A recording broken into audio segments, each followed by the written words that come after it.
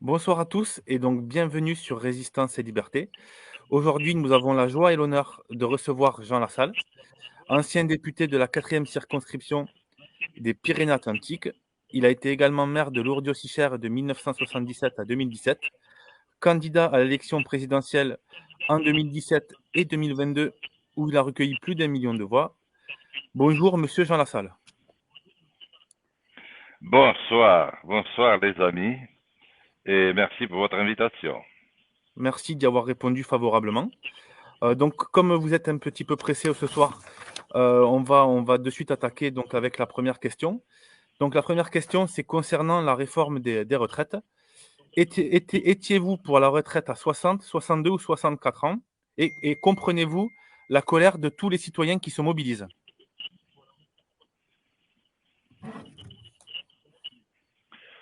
Alors, d'abord, je suis très opposé à ce qui a été fait du début jusqu'à ce jour parce que l'affaire n'est pas encore terminée.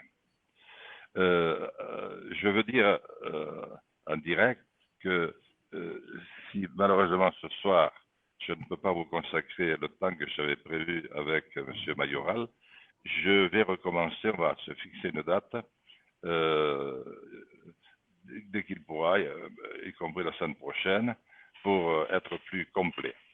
Alors, pourquoi ne suis-je pas favorable? Attendez, il faut que je ferme une porte. Tu peux fermer la porte, Pascal, s'il te plaît? Voyons. Alors, c'est parce que si vous avez, mais vous ne verrez pas, la case, c'est trop petit, j'ai ici mon projet pour la France authentique. Et j'ai toutes les mesures que je vais proposer, expliquées d'une manière assez simple. Et d'ailleurs, malgré la guerre qui m'a été faite pendant cette campagne électorale, j'ai eu quand même des appréciations de deux organismes qui ont trouvé mon projet bien adapté pour la campagne. Il faut le faire, mais je dois dire que l'un, c'est un ancien conseiller de Michel Rocard à l'époque et qui connaît bien les choses. Alors moi, je n'aurais pas commencé d'abord par la retraite, je l'avais indiqué. Ce qu'il faut à ce pays, c'est d'abord le rassembler. Il est clivé à l'extrême. C'est un pays qui ne s'entend pas. C'est souvent le cas lorsque les élites ne respectent plus le peuple. Et il y a déjà longtemps que cette triste affaire a commencé. Donc, euh, les élections n'ont plus le même sens. Une immense majorité s'abstient, comme vous le savez.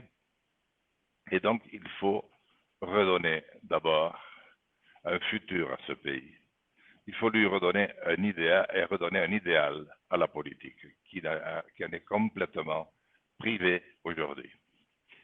Aujourd'hui, c'est vraiment tout ce qu'on voudra, sauf l'exercice de la démocratie, sauf les acquis de ce pays, de ce peuple qui un jour se déclara souverain et qui a écrit ce formidable texte de la Déclaration des droits de l'homme et du citoyen. Donc moi, j'aurais commencé par reconstruire l'État. L'État n'est plus au service du pays. Or, l'État est un symbole puissant. Il l'était déjà du temps des rois. Il l'est resté. Mais aujourd'hui, il n'est plus au service des Français.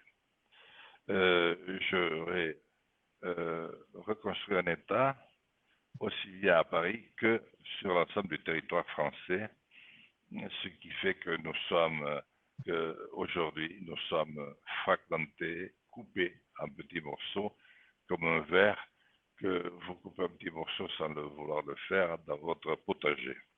Je ne sais pas si ça vous est arrivé. Vous avez plusieurs morceaux, mais ils bougent tous dans tous les sens, ils vont tous mourir. J'aurais relancé immédiatement un budget à la recherche fondamentale, à la recherche appliquée, et avec comme option numéro un, objectif numéro un, la découverte ou la mise au point de l'énergie, de la nouvelle énergie renouvelable.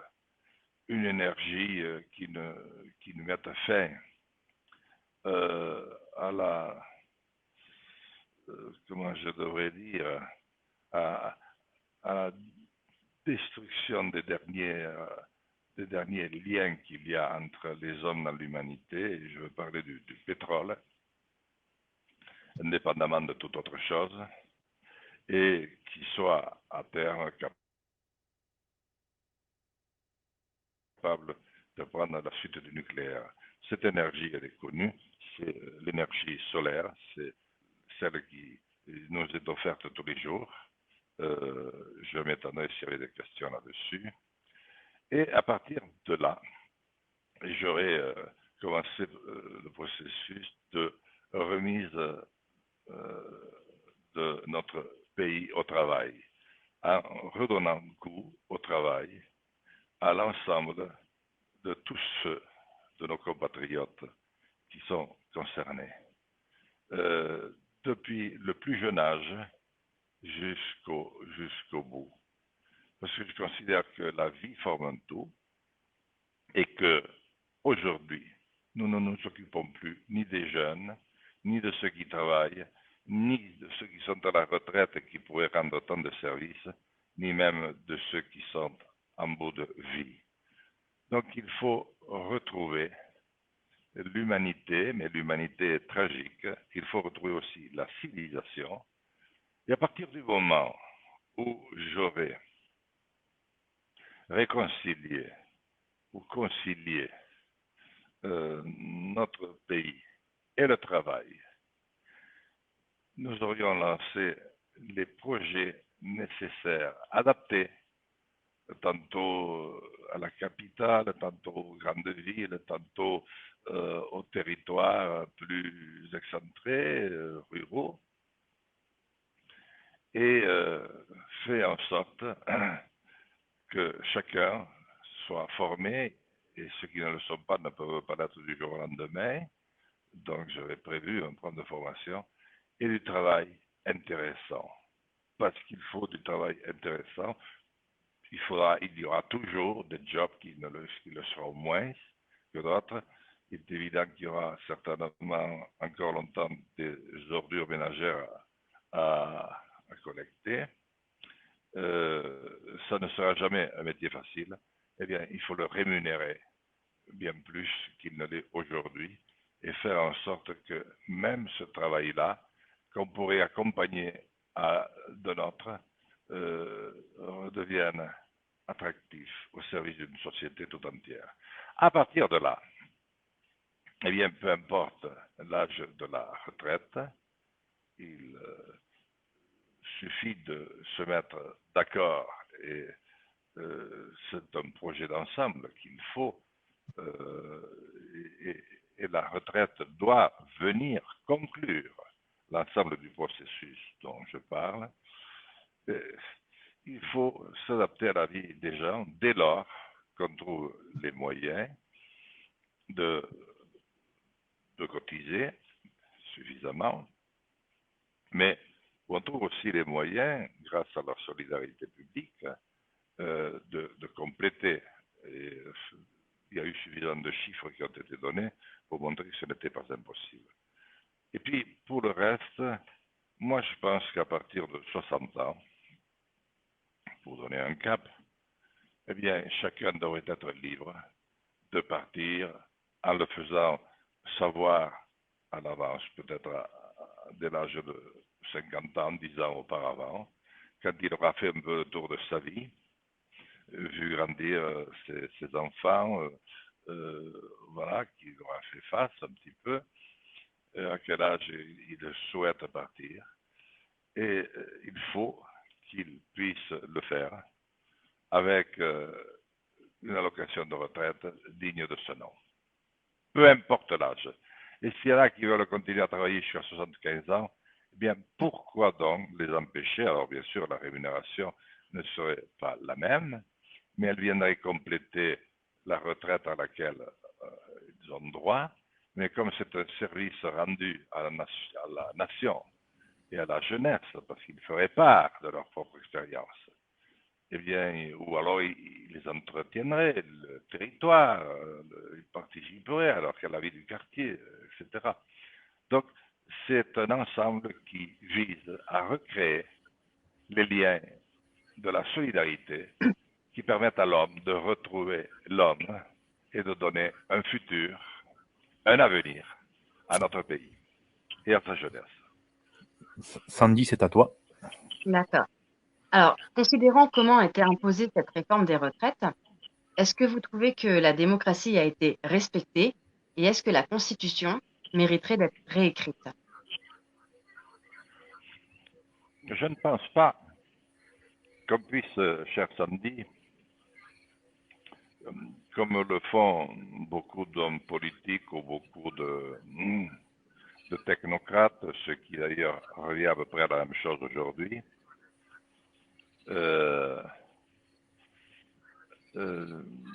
dire qu'on va changer la constitution de la Ve République parce que tel ou tel point n'a pas marché. Vous voyez, je me pique comme tout un chacun un peu à l'histoire de France. Il faut quand même reconnaître que cette Ve République est d'ailleurs celle qui a le mieux tenu compte de la très longue histoire de notre pays, d'abord avec les rois, les empereurs, les républiques, de ce qui fonctionnait, de ce qui ne fonctionnait pas, et elle permet pratiquement tout. C'est-à-dire que on peut gouverner ce pays, et nous l'avons vu dans le passé, voire même le faire gouverner par les deux chefs les plus opposés d'un camp comme de l'autre. Mon père disait, mauvais outil, mauvais ouvrier. Si tu considères que ton outil n'est pas très bon, interroge-toi pour savoir si tu t'en sers bien. Et si tu as appris à t'en servir convenablement. Donc, cher Sandy, je ne pense pas que la République ait quelque chose à voir avec cette très mauvaise période de notre temps et ce si malheureux projet de loi. Vous voyez bien qu'elle permet de passer, elle permet de passer en force, mais il y a d'autres outils qui auraient permis de faire avancer ce texte s'il avait été prêt et mûr, et si on avait fait les travaux préparés très bon propos, je ne pense pas que la cinquième soit encore dépassée aujourd'hui,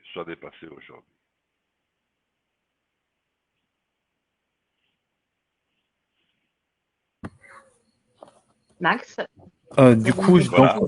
je vais vous poser donc une troisième question. Je pensais qu'il y avait eu un petit bug. Donc, Jean, on dénonce dehors, notre groupe et beaucoup de personnes quand même, on dénonce de plus en plus le gouvernement qui use d'une répression, qui use de répression lors des manifestations, même à l'étranger comme en Chine ou en Russie. Quel est votre avis face aux violences subies par les manifestants, entre autres?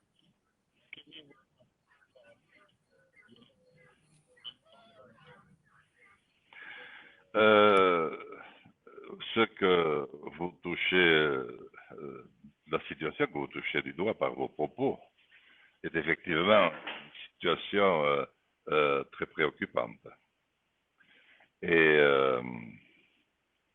je ne pense pas que ce soit une question de gouvernement, dans le fond, puisque tous agissent peu ou prou de la même manière. Pourquoi? Parce que nous avons connu, moi j'ai connu dans ma jeunesse, j'étais élu très jeune, un modèle. C'était véritablement un vrai modèle. démocratique. Et les Français votaient à plus de 80%. C'était le cas aussi dans les pays d'Europe de l'Ouest notamment, mais dans d'autres pays, voilà.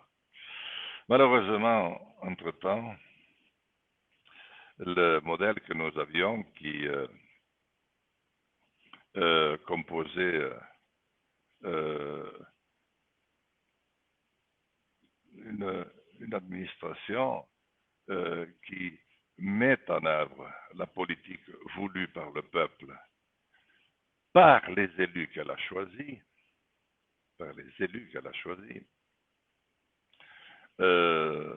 fonctionnait, et en même temps, nous avions aussi, c'était ce qui faisait un peu l'originalité de notre modèle, les fonds privés étaient utilisés, ils avaient droit à une rémunération, mais tout cela répondait à des règles. Malheureusement, depuis une trentaine d'années, notre modèle est devenu un système financiarisé à l'extrême et mondial, qui n'est tenu que par quelques mains. Et au fond, peu importe ce que pensent les gouvernements et les États, qu'on veut de plus en plus ouvertement maintenant faire disparaître. C'est la raison pour laquelle c'est un système terrifiant qui s'est mis en œuvre, et qu'il soit en Chine, aux États-Unis, en France, en Allemagne, ou même dans des pays qui n'ont pas atteint ce niveau de développement, c'est un système qui prépare la mort de l'homme. Et c'est là, à mon sens, que se situe le grand problème. Et c'est là aussi que se situe un grand devoir pour la France.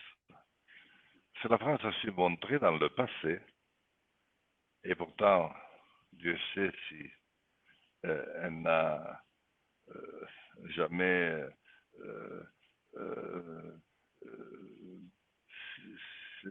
si elle a posé, si elle a connu des moments de grande lâcheté, des moments de trahison, mais elle a su poser des actes qui, grâce à notre langue, difficile à apprendre, certes, mais porteuse de liberté, d'une certaine fantaisie aussi, donner des aspirations nouvelles au monde. Et aujourd'hui, ça nous manque cruellement.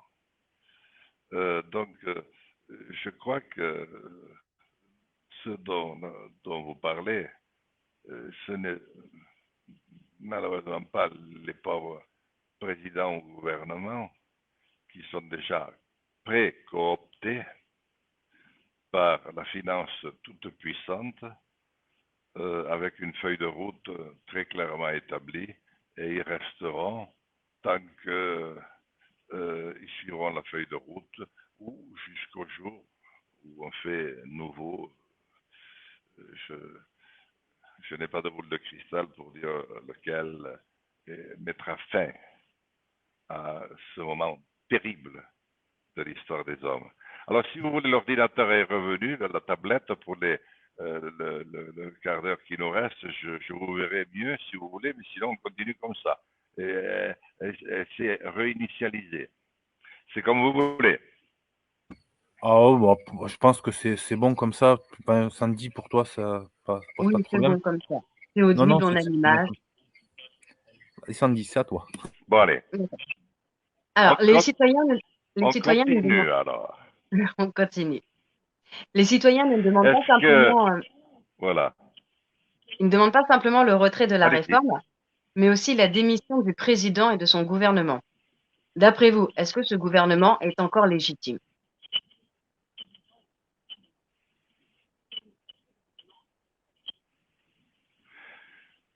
À mes yeux, Il ne l'a jamais été. À nous Parce lui aussi. que j'ai participé, merci de l'avoir rappelé, à l'élection. Vous m'entendez? Oui, Est-ce que vous m'entendez? oui, oui, on On vous vous entend entend. très bien. Non, je disais, il ne l'a jamais été.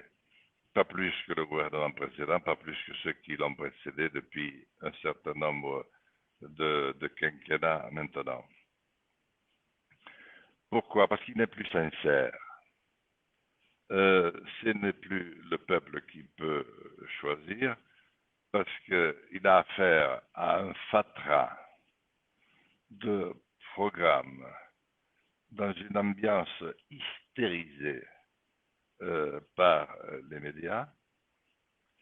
Et comme nous n'avons plus la souveraineté nécessaire, nous sommes obligés de subir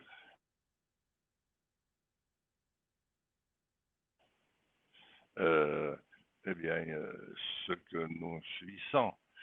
Imaginez-vous pour la manière dont est élu un président. J'ai été candidat aussi, j'avais réuni les 500 signatures, ce n'est pas simple, dans 30 départements différents. Eh bien, moi, j'ai fait campagne avec 800 000 euros, et encore cette fois-ci, euh, me les a-t-on mis à disposition, ce qui n'avait pas été le cas la première fois, en 2017. Et avec 4 heures de télévision, tout compris. Mais on peut dire beaucoup de choses en 4 heures. Mais si je me compare à Jean-Luc Mélenchon, Éric Zemmour, Madame la maire de Paris, ils dépassent tous les 200 heures de télévision. Et le président est à 190. Je ne sais pas d'ailleurs quand est-ce qu'il a dit tout ça. Parce que moi, je l'ai toujours entendu parler de l'Ukraine, de la Russie. Je l'ai entendu parler de toute une série de considérations. Mais campagne sur le fond, oui, les retraites, il a dit qu'il voulait faire la réforme des retraites. Mais qu'est-ce que j'en ai retenu? Pas grand-chose. C'est-à-dire que nous ne sommes plus du tout à égalité des chances. Et nous sommes dans une situation de dictature que j'ai qualifiée de molle. Pourquoi molle? Parce que, a priori, elle n'apparaît pas violente comme les dictatures qui emploient les armes ouvertement et qui tirent sur les peuples. Mais c'est une dictature qui s'insinue partout dans les esprits et qui, au fond, fait que nous sommes tous malheureux. Il y a comme une espèce de mal à l'âme qui nous étreint chaque jour davantage, et en particulier les jeunes, et surtout après la période du Covid où ils ont été privés de relations sociales, mais c'est juste un petit exemple parmi tant d'autres. Donc, pour qu'il y ait légitimité, il faudrait appliquer réellement, justement, en termes d'élection, la Constitution telle qu'elle est. Et tant que nous aurons une telle disparité dans les moyens mis en œuvre des divers candidats et dans les choix qu'on leur préaffecte, pensez bien que Éric Zemmour n'est pas passé de 0% à 15% en 15 jours par l'opération du Saint-Esprit. Il était sur toutes les télévisions, nuit et jour. Et alors surtout d'ailleurs CNews. Mais pourquoi? Parce que les 4 ou 5 fortunes qui soutiennent le président et son gouvernement en France avaient bien sûr décidé de le renouveler. Et pour faire diversion, avait lancé avec l'un d'entre eux, Vincent Bolloré, qui est patron d'une pléiade de moyens de communication. Or, la communication, c'est l'information. L'information, c'est ce qui vous permet de réfléchir, de débattre avec des amis ou des adversaires et de faire un choix. Et tous les autres soutenaient le président. Donc, non, le président n'est pas légitime. Bon, il n'est pas plus illégitime qu'il ne l'était auparavant. Il l'était déjà. Je pense que le temps a tourné depuis que nous sommes rentrés dans ce terrifiant système que j'ai déjà décrit. Merci Jean. Du coup, moi, la prochaine question, c'est pour les élections européennes. Donc, les prochaines grosses échéances, donc, ce sont les élections européennes. Est-ce que votre parti Résistant présentera des listes pour ces élections-là? Ou est-ce que c'est pas encore décidé? Est-ce que c'est en discussion? Alors, je sais que c'est souvent une question de moyens parce que ça coûte beaucoup d'argent pour présenter des listes. Mais vous en êtes où, justement, pour les européennes? Est-ce que vous avez C'est-à-dire, déjà on pensé à peut quelque chose? présenter, en principe, on ne peut présenter qu'une liste résistants aspire à que je ne sais combien de candidats, plus de 80, dans toute la France. Nous avons une commission qui se réunit maintenant depuis 4 ou 5 mois pour y plancher, pour réfléchir et à notre projet qui sera certainement très inspiré de mon projet présidentiel qui est encore valable. Et pour ceux qui voudraient en prendre connaissance, j'ai publié un petit ouvrage qui a eu un certain succès. C'est La France authentique aux éditions Glyph. Les éditions Glyph. Voilà. Et puis, le projet, mais ensuite, c'est les moyens. Pour avoir quelque chance déjà de pouvoir faire campagne sur l'ensemble du pays, dans une élection de ce type, il faut au moins 500 millions d'euros. Comment voulez-vous parvenir à une telle fortune? C'est absolument, attendez, 50 millions, 50 à 60 millions d'euros, pardon, excusez-moi pour le zéro de plus, 50 à 60 millions d'euros, en sachant que là aussi, tous les grands candidats ont fait campagne avec près de 20 millions d'euros pour l'élection présidentielle. Moi, j'ai fait campagne avec 800 000 euros. Voilà. Donc, il faut trouver les moyens. Nous sommes en train d'y réfléchir. Je pense que nous ne sommes pas les seuls, mais on peut d'ores et déjà voir quels sont ceux qui seront candidats. C'est ceux qui ont le plus grand nombre d'élus, parce que plus vous avez d'élus, plus vous avez des moyens pour votre mouvement politique, et plus vous avez des chances de vous faire entendre. Les banques ne veulent absolument plus rien faire au niveau de la politique. Donc, vous voyez, c'est verrouillé de toutes parts et à tous les niveaux. Et pourtant, il serait important que Résistants puisse participer à ce débat. Parce que cette élection qui élit des députés européens qui ont au fond très peu de pouvoir, pour ne pas dire aucun, la seule réalité positive que j'y vois, c'est le fait de se voir entre représentants des pays formant l'Union européenne. Mais c'est la seule, parce que pour le reste, c'est une Europe ultra financiarisée, elle aussi, qui n'a aucun moyen de se faire entendre des autres grandes puissances qui sont elles aussi pourtant bien malades. Et je pense notamment aux États-Unis ou à la Chine. Voilà.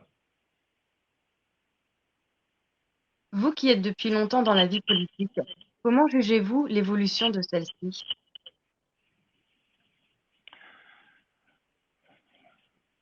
Pour moi, la politique, c'est un art, au même titre que les autres. Pour moi, la politique, c'est un idéal. La politique, c'est servir. La politique, c'est se placer au service des autres et le faire sans arrière-pensée, mais avec toutes les convictions qu'il faut. C'est, comment je devrais dire, une responsabilité très importante qui est déléguée par le peuple. Et il faut pour cela des hommes et des femmes très résolus. Et des hommes et des femmes qui soient à nouveau à l'abri de l'argent que l'on peut mettre ou pas à leur disposition. Il faut que tout cela soit totalement transparent, surtout au niveau des campagnes électorales. Et puis, il faut de nouveau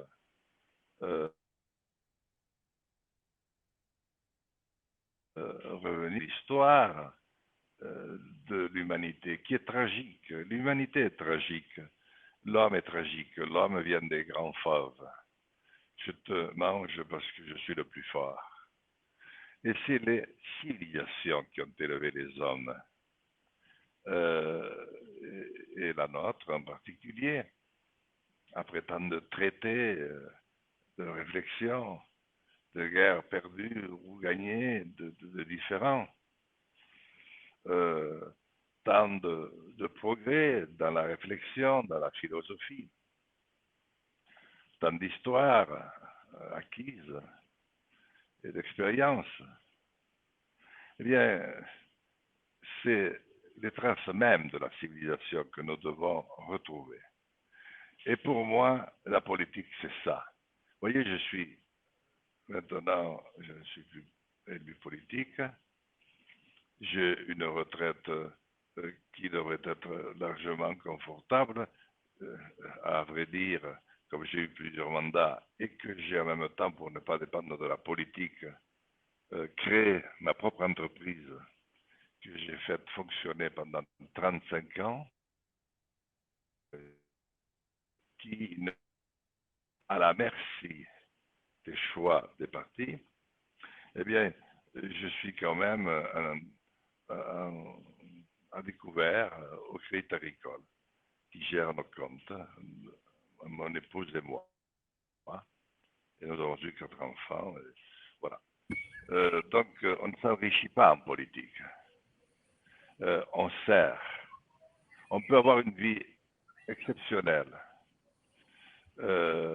à condition d'accepter les sacrifices qu'il convient de faire et d'accepter surtout d'aller au bout de ses responsabilités.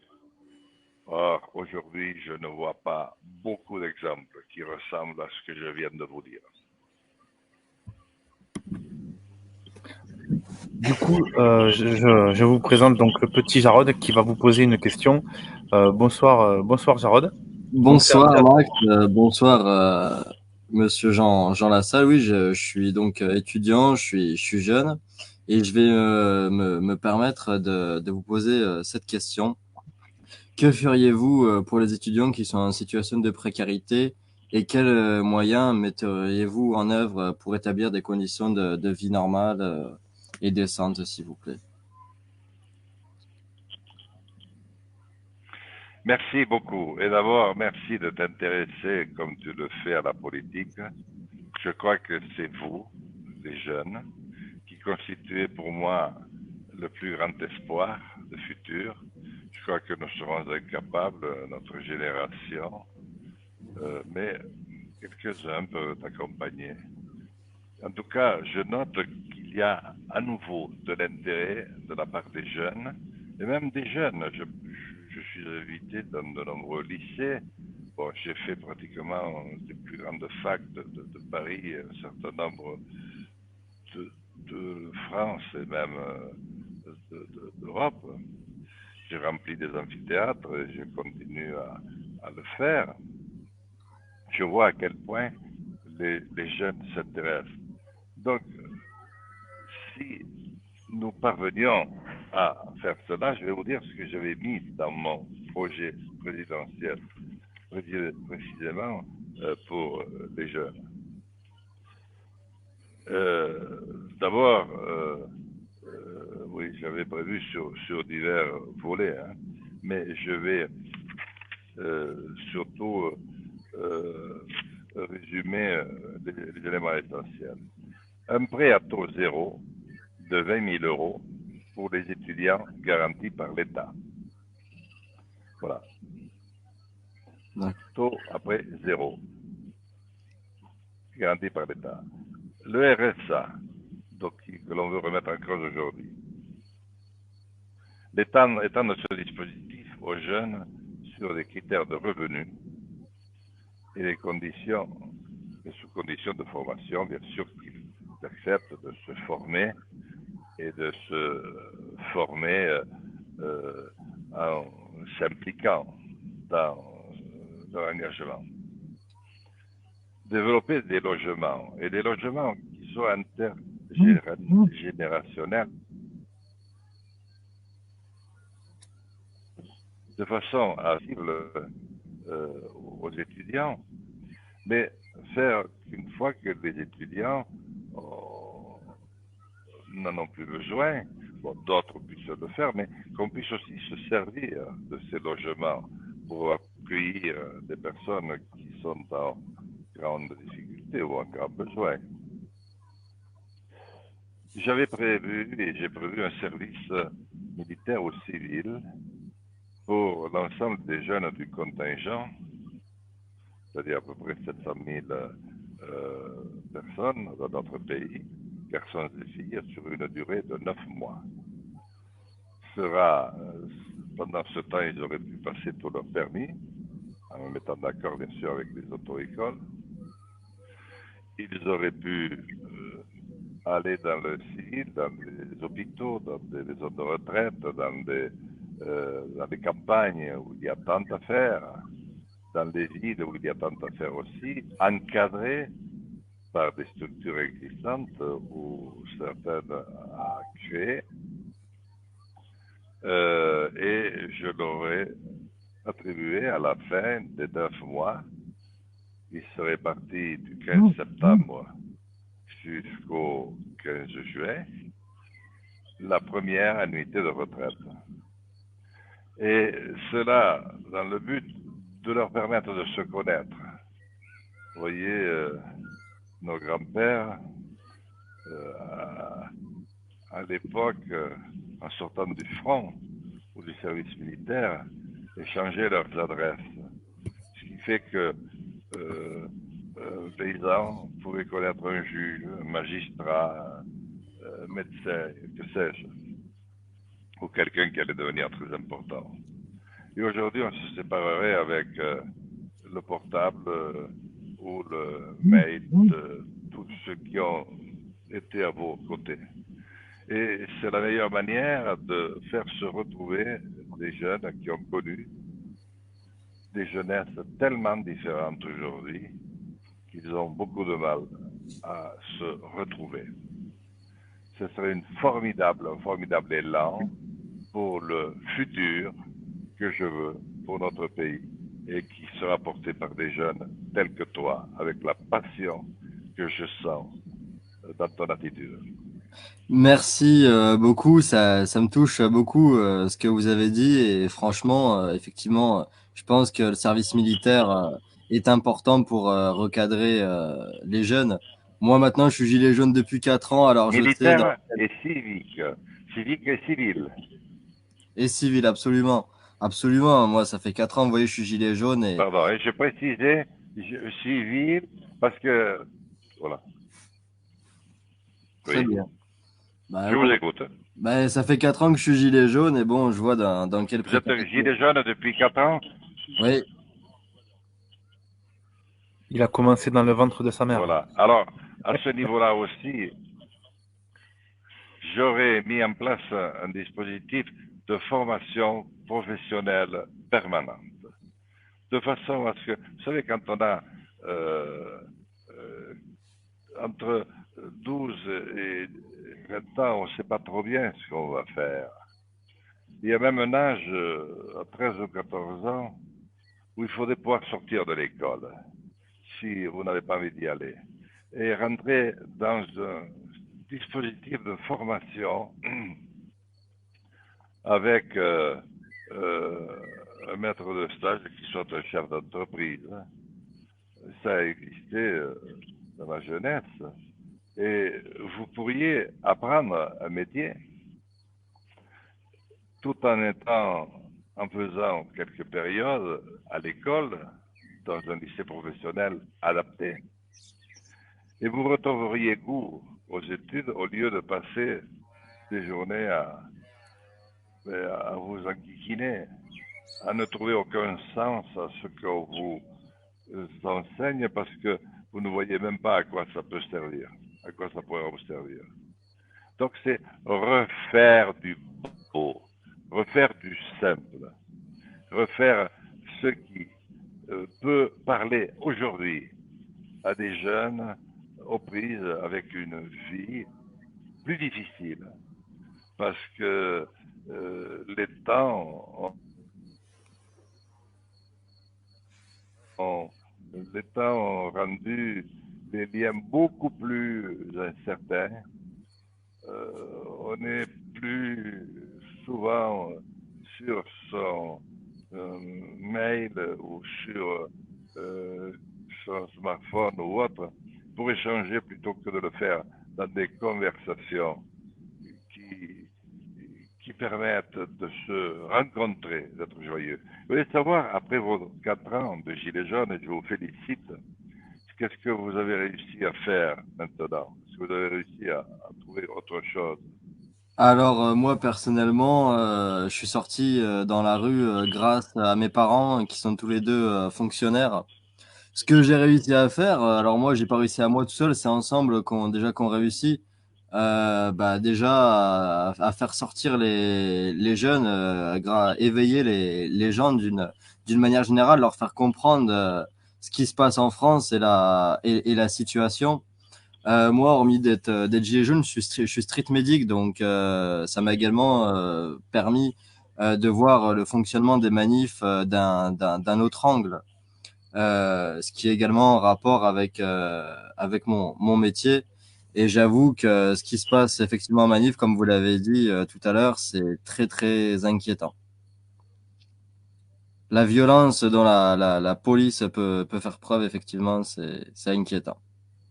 Je donne le téléphone en mode protection parce que je reçois des appels et c'est ça qui perturbe.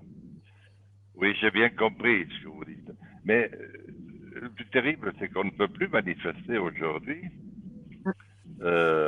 comme le prévoient les institutions de la République.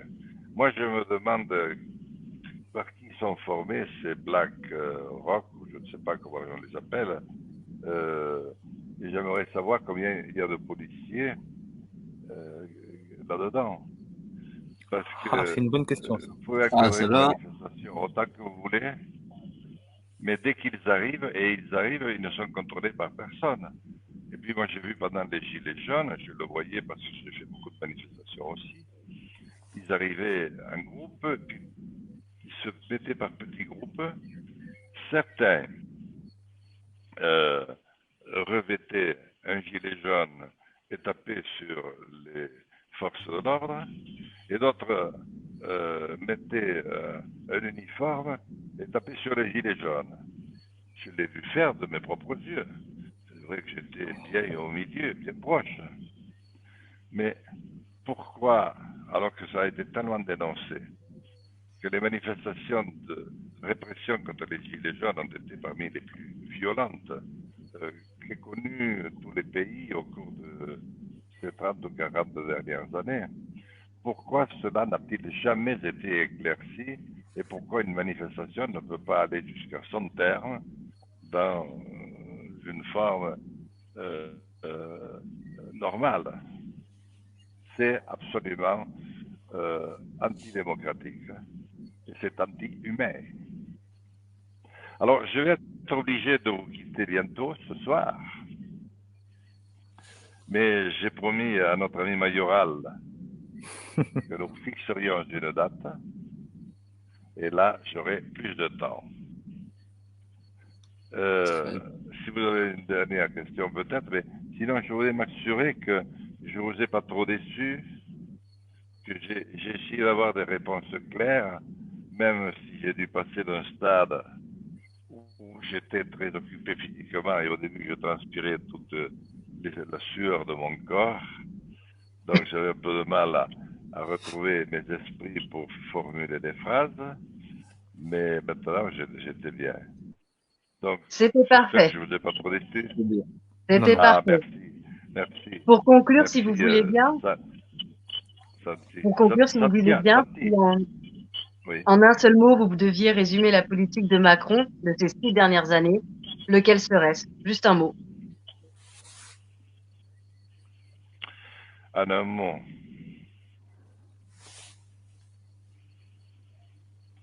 En un mot. Bon, ou deux, si vous voulez. Hein. Bon, d'abord, je ne considère pas que c'est de la politique, mais je vais quand même jouer le jeu. Il ne fait pas de la politique, M. Macron. Il applique le plan de route qu'on lui a indiqué, qu'on lui a donné. Sinon, je dirais nocive. Très nocive.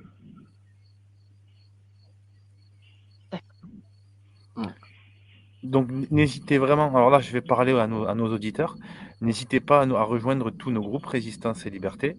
Donc, avec Jean, on refera un live assez rapidement, et même Oui, d'autres s'il très le veut, rapidement. avec grand plaisir. Avec 4 heures. grand plaisir.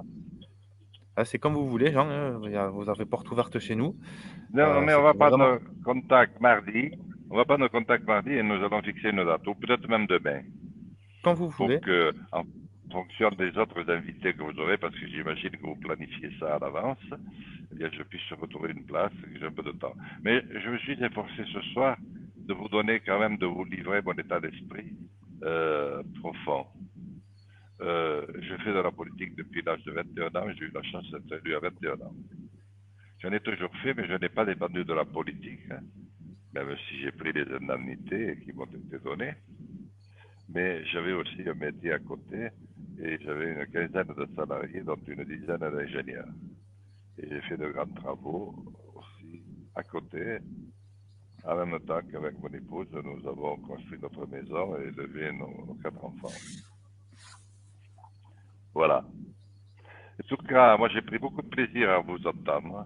De même. On voit que rien n'est perdu en écoutant 3 personnes telles que vous, 4, non 4, dont 3.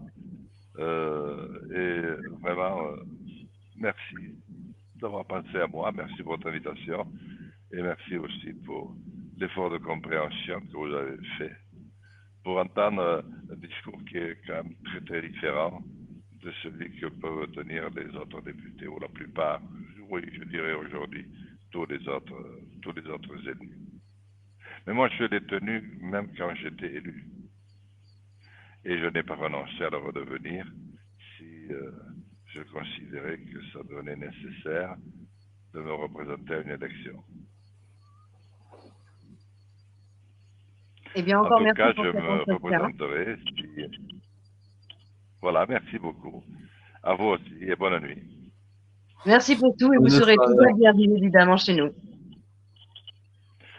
Allez, et puis Merci. envoyez-moi vos coordonnées pour que mon téléphone, vous le connaissez, pour que je puisse voilà, un peu mieux faire connaissance, notamment avec le jeune homme, mais aussi avec vous, Santi, hein? Oui. Et puis Mayoral, bon, on va voir. Quel est ton prénom, Mayoral? Je Maxime. ne me souviens plus maintenant. Maxime, Maxime. voilà. Maxime, je l'ai. Bon, envoyez-moi les 2 autres pour que je puisse échanger. Je vous souhaite une très bonne nuit et un Merci, très beau Jean. week-end. Merci. Et continuez à vous battre. On lâchera pas. Continuez à vous battre tel que vous le faites. C'est un beau combat. Magnifique. Merci beaucoup, Jean. Merci. Donc, on va terminer ce live. Sandy, je te laisse conclure. Eh ben, tout simplement, merci à tous de nous avoir suivis. Et à très bientôt sur Résistance et Liberté. Au revoir. Au revoir.